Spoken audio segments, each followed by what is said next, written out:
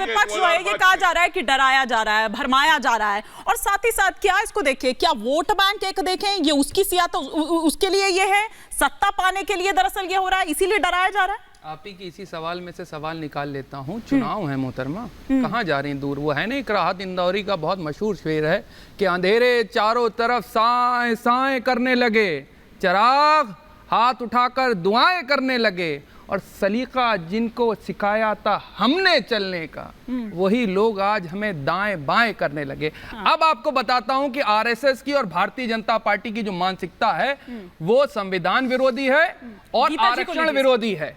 आपको बताऊं, अभी पूछिएगा प्रोफेसर साहब से, 1948 के अंदर गोलवालकर जी ने सबसे पहले अगर विरोध करा तो बाबा साहब भीमराव अंबेडकर का विरोध करा और उनके पुतले जलाए और संविधान का विरोध करा और मनुस्मृति को तायीद में बात करी। पूछ लीजिए, हिस्ट्री के प्रोफेसर है। तीसरी सबसे बड़ी बात, 2017 में भारतीय जनता पार्टी के सीपी जोशी कहते हैं कि आरक्षण खत्म होना चाहिए।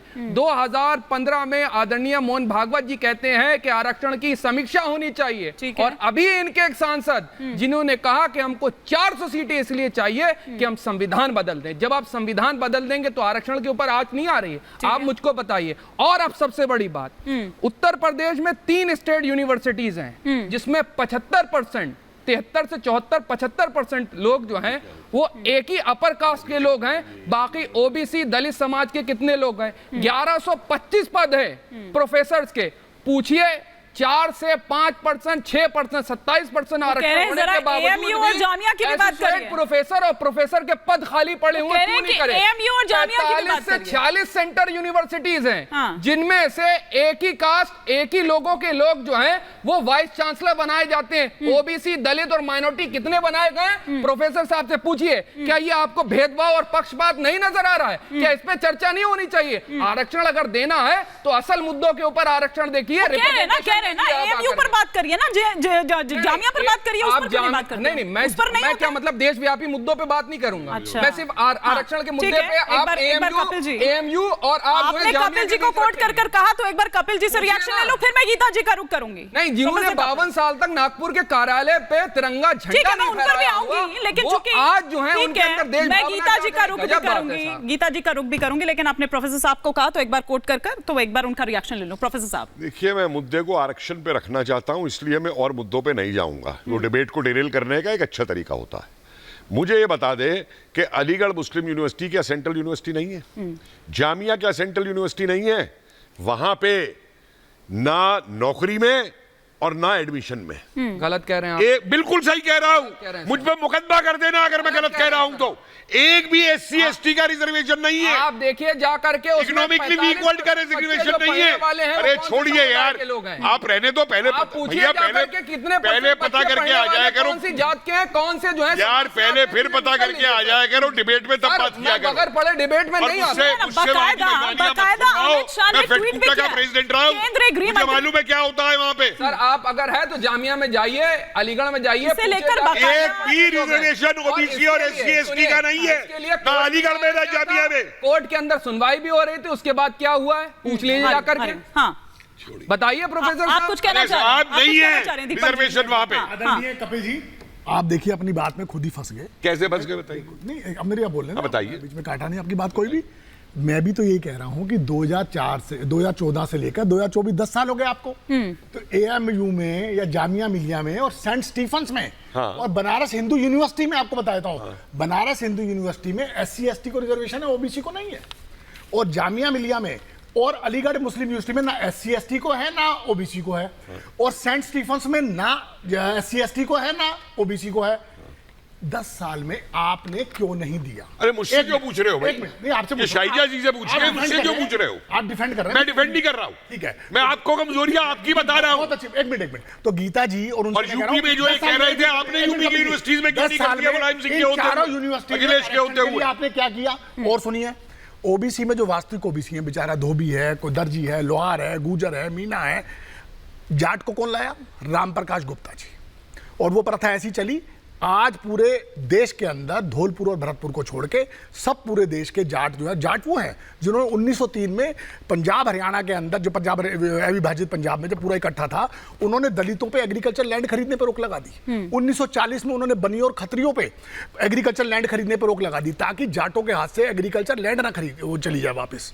वो उस जाति को किसने सबसे पहले दिया? बीजेपी ने। ताकि क्यों दिया? ताकि धोबी, लोहार, दर्जी, गुजर, अपना मीना, मैं उस पर आऊंगी सर। एक बार गीता जी का ओपनिंग कमेंट आ जाए, फिर शाजिया जी का रुख करूंगी, इस पर जवाब दूंगी क्योंकि आपने बीजेपी के लिए कहा है, तो शाजिया जी जवाब देंगी। लेकिन पहले गीता जी, क्योंकि यहाँ पर अभी थोड़ी देर पहले जवाद साहब यहाँ पर कह रहे थे, और सेंट स्टीफेंस का जवाब जरूर दें। एक सेकंड, आप किस तरह से देखती हैं? क्योंकि आरक्षण के मुद्दे पर अगर देखें तो उन्होंने कहा कि आरएसएस का स्टैंड बदलता रहा। यही आपका सवाल था? यही सवाल सीपी जोशी जी और तमाम मोहन भागवत जी के और तमाम लोगों के स्टेटमेंट हैं। ठीक है, अब जवाब के ऊपर क्या? पहले मैं ये बता दूं कि जो एक विषय अभी बार बार कहा जा रहा है जिसे कि बिल्कुल नजरअंदाज करने का प्रयास कर रहे हैं कई लोग। आप आरक्षण के विषय पर इतनी बात कर रहे हैं, लेकिन जो केंद्रीय विश्वविद्यालय हैं जिन्हें केंद्र सरकार टैक्स पेयर्स मनी से जिन्हें फंड किया जाता है, चाहे वो अलीगढ़ मुस्लिम यूनिवर्सिटी है चाहे जामिया यूनिवर्सिटी है, उसमें मैं आपको बता दूं कि वहां SC ST OBC का रिजर्वेशन था, लेकिन 2011 में किसकी सरकार थी? 2011 में 14 से 24 10 साल हो गए, किसकी सरकार थी? Constitutionally national commission for minorities education, इसे बनाया गया एक कॉन्स्टिट्यूशनल कमीशन को सेट किया गया यूपीए की सरकार के द्वारा। और उसके बाद जो ये केंद्रीय विश्वविद्यालय है इनमें SC ST OBC का रिजर्वेशन समाप्त कर दिया गया और माइनॉरिटी 50% उसका जो है रिजर्वेशन लगा दिया गया। और कपिल जी ठीक कह रहे हैं कि आज की तारीख में वहां कोई रिजर्वेशन नहीं है SC ST OBC का। तो और ये सब्सिडीज है, इसलिए जो आप बार बार कह रहे हैं कि 2014 के बाद क्यों नहीं बताइए कौन से कोर्ट में? क्योंकि ये झूठ बोल रहे हैं आप, में चल रहा है, आप स्टडी करके नहीं आ रहे, इसका फैसला नहीं आएगा तब तक आप इसको इम्प्लीमेंट कर सकते हैं। मैं शाजिया जी आ रही हूँ, जरा एक बड़ी खबर आ रही है, एक सेकंड, एक बड़ी खबर आ रही है, मैं उस पर रुक कर लूं, फिर शाजिया जी आप रिएक्शन दीजिएगा अपना। गलत नहीं हो जाएगी। ठीक है गीता जी, ठीक है। जो बड़ी खबर इस वक्त आ रही है पहले उसका हम रुक कर लेते हैं। फेक वीडियो पर प्रधानमंत्री मोदी का बड़ा बयान सामने आया है। जो एनडीए और बीजेपी से सामने से लड़ाई नहीं लड़ पा रहे हैं, वो फेक वीडियो फैला रहे हैं। एआई का उपयोग कर कभी अमित शाह, कभी मेरा फेक वीडियो बनाया जा रहा है। आने वाले दिनों में विपक्ष सामाजिक तनाव पैदा करने की साजिश रच रहा है। पहले सुन लेते हैं, फिर इस पर तो दुष्यंत जी आपका रिएक्शन बनता है, फिर शाजिया जी का। जो लोग भाजपा से, एनडीए से मुद्दों के आधार पर, सच्चाई के आधार पर, अपने कार्य के आधार पर आमने सामने राजनीतिक लड़ाई नहीं लड़ पा रहे हैं, वो अब सोशल मीडिया पर फेक वीडियो फैला रहे हैं।